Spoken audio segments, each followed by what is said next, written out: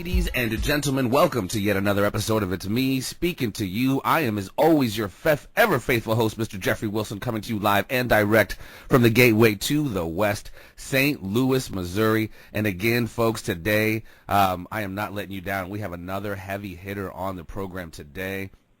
This gentleman, I was following this gentleman and things he was involved in even before realizing he was involved in it, having researched information on the Iran-Contra hearings and the Iran-Contra scandal, often information on the basically the American drug trade and the government's role in the drug trade in America. This gentleman, unbeknownst to himself, found himself intertwined in an operation involving the Central Intelligence Agency and the Drug Enforcement Agency, which he will talk about today. And he's into many other things. Ladies and gentlemen, please welcome to the show the real, and I stress the real, Freeway Rick Ross. How are you doing, my friend? Welcome to the show. Thank you for having me. I'm glad to be here. Yeah, man, I appreciate you taking the time. I know I'm in Central Time 11, so it's 9 o'clock out there. You're up early at it. And I like to see your all hustle. the time. That's what I hear. You know what they say, the early bird gets the worm. That's right. That's what I hear about your hustle, brother. You are up early and you are at it. Like I said, kind of in the pre-interview, I know you've kind of told your story quite a few times, but a lot of my listeners may not be exactly familiar with everything. Your likeness was recently depicted in a film called Kill the Messenger, starring Jeremy Renner, who, for people who don't know him, he plays, among many things, Hawkeye in the Avengers franchise. So if you don't mind, sir, I know you originally were from Texas and moved yourself and your family to Los Angeles. I know there's some tumultuous stuff in your past, witnessing your mother murder your uncle, who was her brother. You obviously don't have to get into that, but just your past has been quite tumultuous.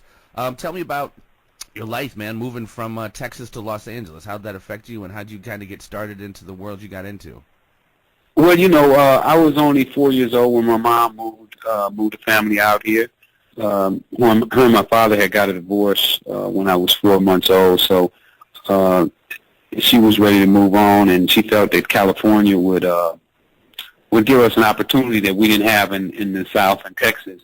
Back at that time, Texas was a really racist place, and even up until the time I was around 12 years old, was still pretty racist as well. Mm-hmm. The first time I'd ever been in a place where they had a white and black section was in Texas. I can remember that. But moving to California was okay, a little lonely, but we made the adjustment pretty well. And when we moved out, it was right during the time of the Watch riots. It's crazy. It was during that time I was seeing army tanks and soldiers and so forth, marching down the streets and driving down in tanks, and it was a really weird time. Well, yeah, I can imagine that was an interesting first impression of Los Angeles. I mean, that tanks and a military presence. That's probably definitely not what you had in mind when you guys were moving. Yeah, well, I'm sure my mom did. And I was so young that I really didn't understand totally what was going on. Mm-hmm. Even when the fires were burning and watch when they set the fires, to me, it was interesting for me to watch the fires, as a young kid. Right. Not knowing that somebody was losing property and, of course, and that it was a unrest going on. Have you seen the film? It's a documentary called Bastards of the Party. I haven't yet. I heard about it. Check it out, man. Check it out. It was deep, very deep. Interesting history on Los Angeles that I had no clue of. Well, my guy did that. Bones is a good friend of mine. I figured you might know. Yeah, because you guys kind of run into. Yeah. Me and Bones are good friends. As a matter of fact. Yeah, cool. But man, I just haven't had time, man. Check it out. I'm out 6 years, going on 7 years now, and right. My schedule has been really, really hectic. Traveling around the country speaking, and just trying to enlighten people about the drug laws and the politics, that play along with them. Yeah, serious politics. And a lot of this you write in your book, The Untold Autobiography of Rick Ross. Excuse me.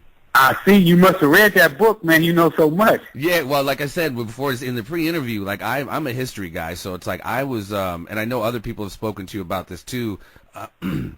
the Iran-Contra connection into kind of what you were involved in, and as well as involving essentially the Clintons going through Mena, Arkansas, and that Mena connection. There is a movie called The Mena Connection, and you've heard of the individuals such as Barry Seal, who were very integral in this kind of black op drug trade, which the proceeds were used to fund the Contra army, which was going against the Sandinista government in Nicaragua. Obviously, at the time, Right. you didn't know any of that, you know.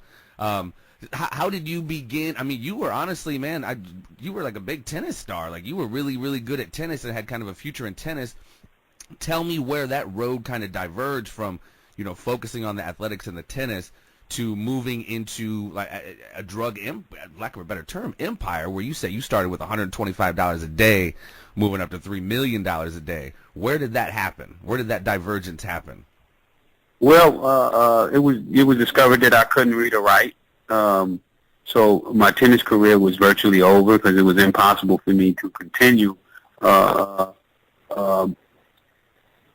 tennis because I couldn't go to college. You know, no college is going to take a person in that can't read or write. So once that was derailed, then I found myself back in South Central LA, hanging out on the streets with the rest of the guys that I went to elementary school and junior high school with.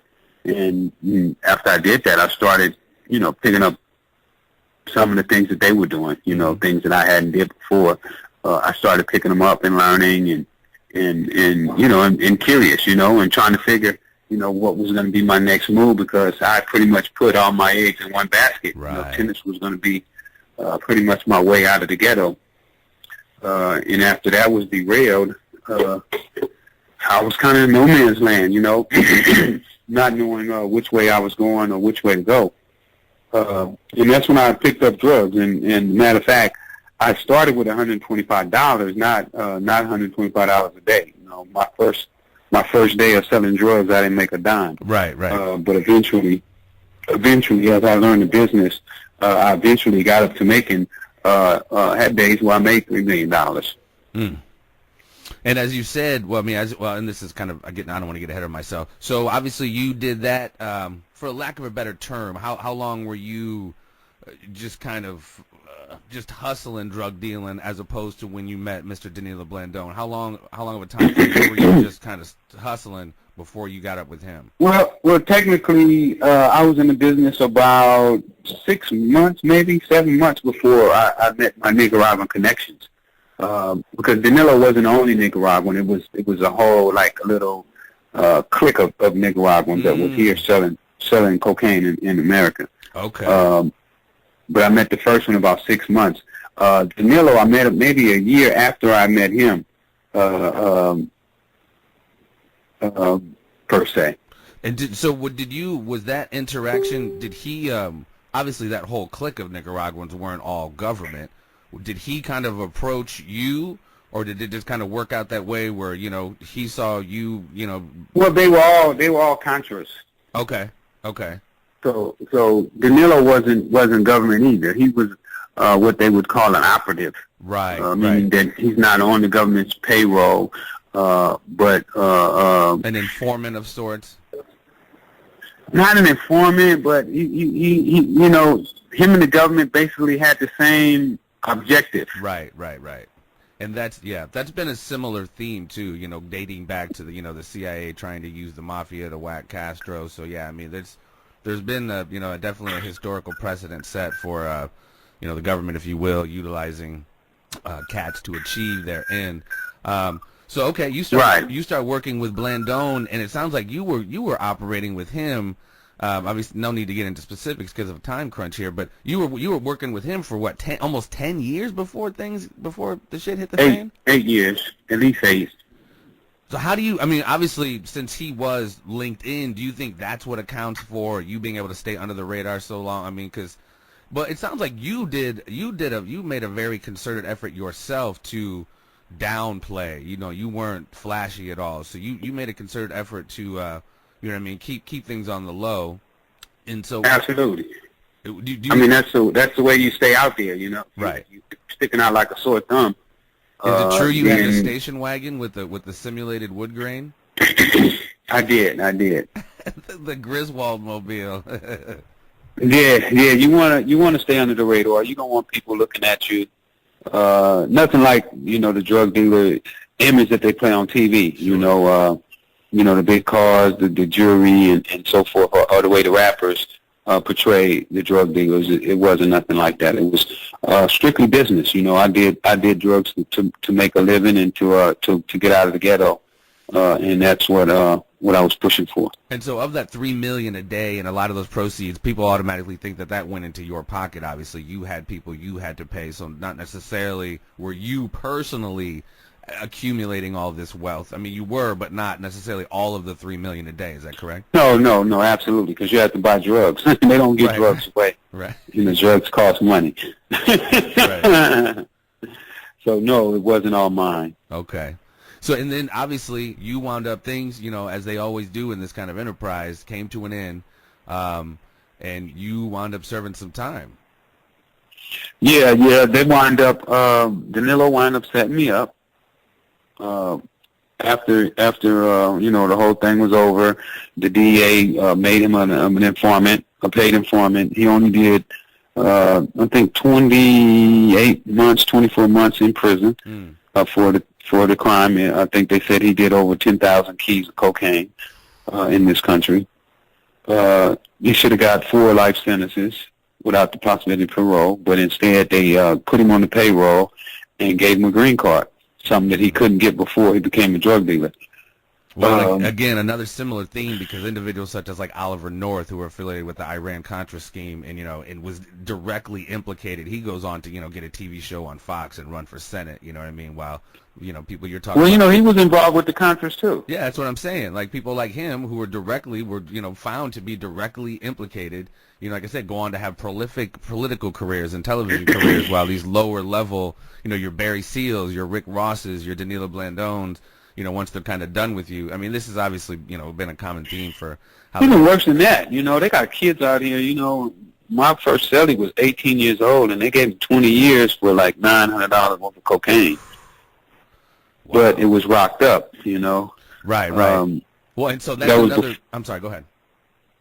And that was, the way that they used to sentence cocaine was 100-to-1 before, Obama and Congress just changed it like a year ago and made it 18-to-1, which, I still didn't agree with. I felt that if they're the same drugs, they should be treated the same. Well, and that's what I was going to kind of bring up to you next, that you've kind of been an advocate of these, of changing these disproportionate laws for crack cocaine versus powder cocaine, knowing who uses more predominantly the powder, who uses more, the rocked up cocaine. So you've been an advocate trying to change those laws. Absolutely, but I'm against the war on drugs. It's a hoax. Yeah, it's a hoax. You can't win a war against drugs. The war is really against people in blacks and poor whites and Hispanics are the ones who they're filling their prisons up with because they can get cheap labor. Also, the taxpayers pay a ton of money to keep one person in prison. You're talking about to keep one person in prison is about $48,000 a year. Now you're talking about with me, I would be saying, okay, well, what if I make a deal with this guy where he don't commit another crime? I'm going to give him a job making $25,000 a year.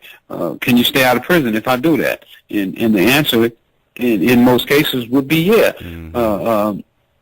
But that's prevention, and our our politicians are not looking for prevention. For prevention, they're looking for punishment. Well, and especially when you see now prisons have literally gone commercial. Some of these companies are trading on the stock exchange, and part of their bottom line, if you will, and paying their investors is their prisons have to be full. You know what I mean? So it's like it's become this. Well, one prison sued a city because they promised them 98% occupancy, and they didn't keep their word. So they sued them. So that's basically what that tells me is that the cops are going to be out trying to arrest people to make this 98% occupancy rate. Well, and you see it too, and obviously it comes down to some of these disproportionate laws that you're talking about. I know I don't want to move too fast, but I know I can't keep you too long.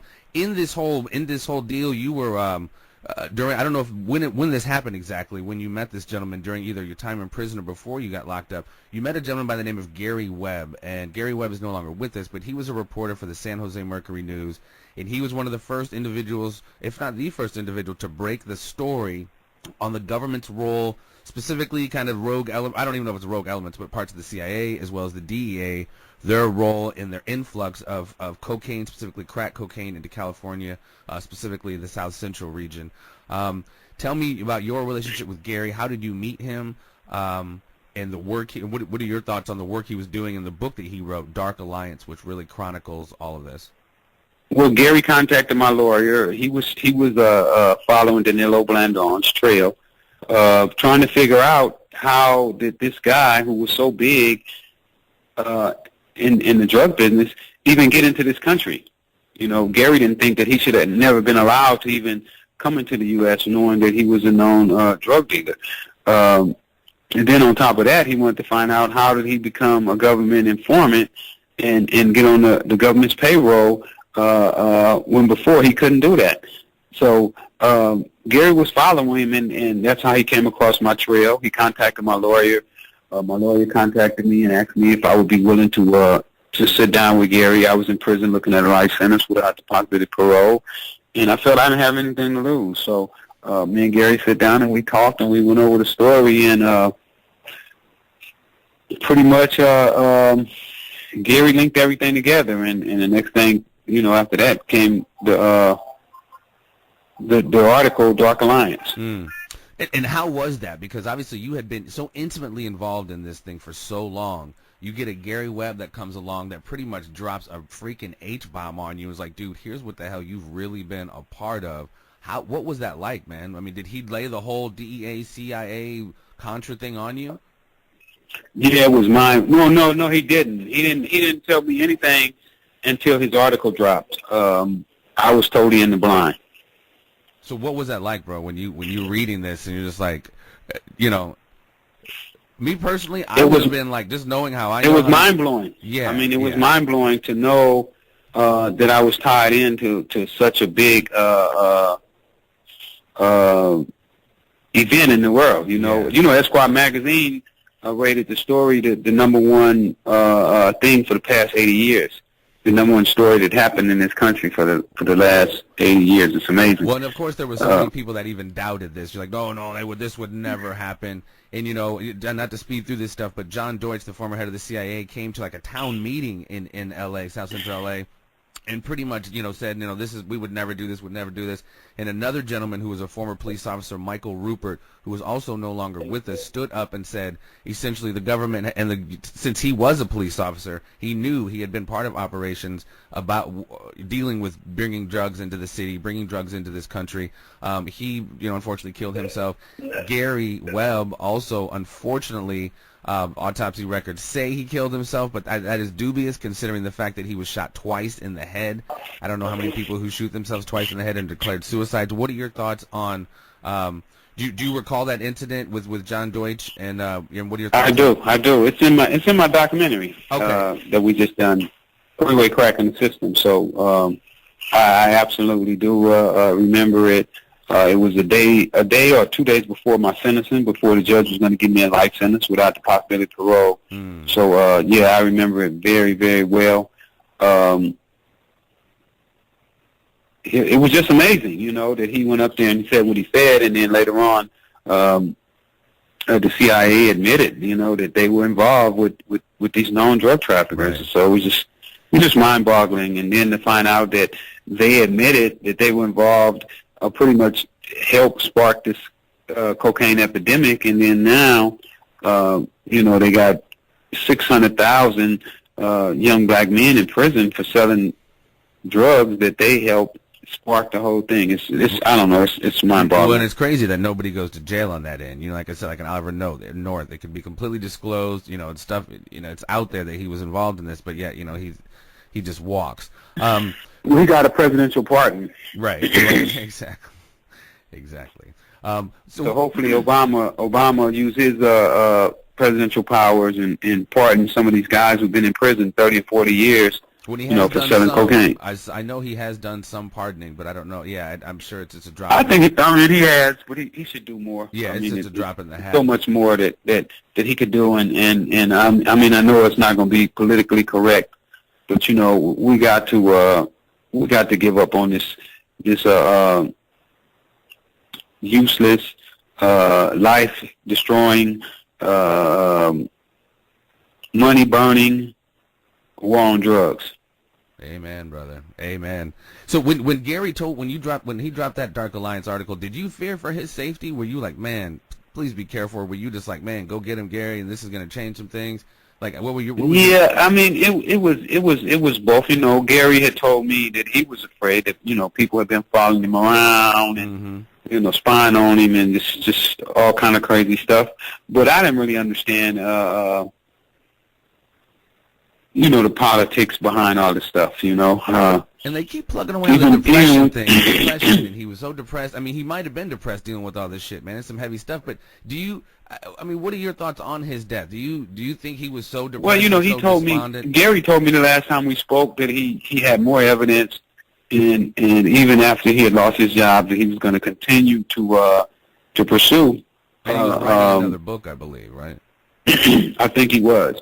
So it was really shocking to me when I found out that he had killed himself.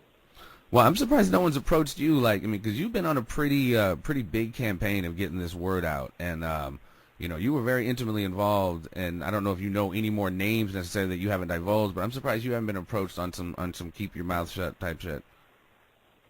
Well, you know, I really didn't know much about what was going on that end.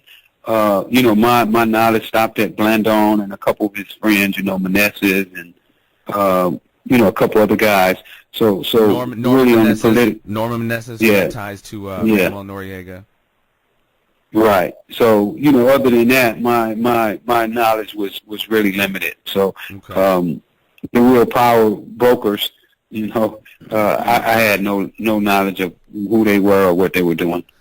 Okay. Well, I mean, it's good, man. It's good that you're able to, you know, be out and, you know, nobody is messing with you. So, I mean, that's kind of, you know, the beginning and middle of your life so far in the day, you know, coming out of the darker times. Like you said, you've been out for about 6 years. You got a book, The Untold Autobiography of Rick Ross. You know, moving away from that a little bit, what are you up to now, my man? I see on your Facebook page and other social media, you got a movie, you got movies coming out, you got TV, music, you're into everything, man. Public speaking. What you got going on? Yeah. Well, all that you just named, you know, public speaking. My book is doing really well. It's a bestseller, you know, even though I self-published. You know, I don't have a publishing company behind me. Check you out. Just staying busy, man. Trying to educate the kids about being critical thinkers and you know, and not letting people dictate to you, you know, what life is supposed to be about, man. I think our politicians have been dictating to us, you know, for so many years about what we should think and how we should think, you know. And, you know, commercials telling kids, you know, if your mom is on drugs, turn her in, you know, and like, wow. You know, what kind of craziness is that? You know, my mom on drugs, you try to help them get off. Right. You know, putting people in jail don't help them get off drugs. So, you know, just basically trying to educate our people to become thinkers and not just sit back and follow, you know, what the system says. Because, you know, I'm critical thinkers, like you said. That's a big component, my man. Like, you got to be a critical thinker, you know, because I'm sitting in court, you know, and yeah, I had sold drugs before, but I quit selling drugs on my own without going to prison. You know, I woke up one day and came to my senses, you know, and I quit selling drugs. But then they sent Danilo Blandon in, you know, 5 or 6 years later to set me up. And you know, I thought that it was insane for them to incarcerate somebody who was no longer if I was a threat at any time, to no longer be a threat. Yeah, I did find that interesting because you were out. You had gotten out, and then then you kind of got pulled back in. Godfather 3 said every time. Exactly, and that was one of the things that really, really concerned Gary as well, is why would you guys spend so much money? You know, my trial cost the taxpayers like $3 million, and he was like, why would they spend $3 million to go after somebody who's not even selling drugs, you know, who's trying to make a go of it. Why don't you help them get a business? Why don't you help them get on their feet? And it's just not the way that the politicians are doing things right now. So, well, speaking of businesses, that's another part of what you were doing with some of your funds, is helping people open businesses, etc. And another big component, trying to wrap this up a little bit, but another big component of your kind of platform is teaching the kids not just about critical thinking, but money and how to manage money better. Is that correct? Yeah. Because if you don't have money management skills, then you're going to be poor. It's no question about it. You're going to have to know how to handle money. And I try to teach them how to handle money, because that's really all I did in the drug business, was just handle money. Right. And became pretty good at it. So we have to get out and educate people about how to handle money and how to make life better for themselves, like I said before, and not just sit back and be consumers and just let people take advantage of you. Well, that's good, man, and that's good. I mean, obviously, your example is hopefully gonna, bear some weight with some of these kids. Oh, somebody's blowing you up.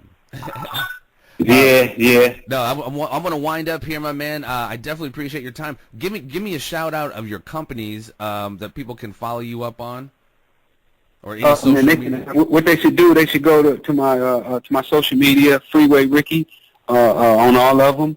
And follow me. Buy one of my T-shirts. Get a buck. All right, my man. You got somebody that's a really nice artist. Send them to me. You heard that, folks, man. Check him out. All right, man. Before I let you go, my friend, we have one final segment on the show. It is called the Conspiracy Triangle of Doom, my friend. 3 simple questions that you can answer yes or no, or you may elaborate if you wish. Question number 1, sir. Do you believe in the existence of extraterrestrial intelligence? It's possible. It's possible. It is possible. Question number 2. Do you follow the narrative, or do you believe the official story of the assassination of John Kennedy? No. Very concise answers from the real Freeway Ricky Ross, folks. Question number 3, and I will let you slide, my friend.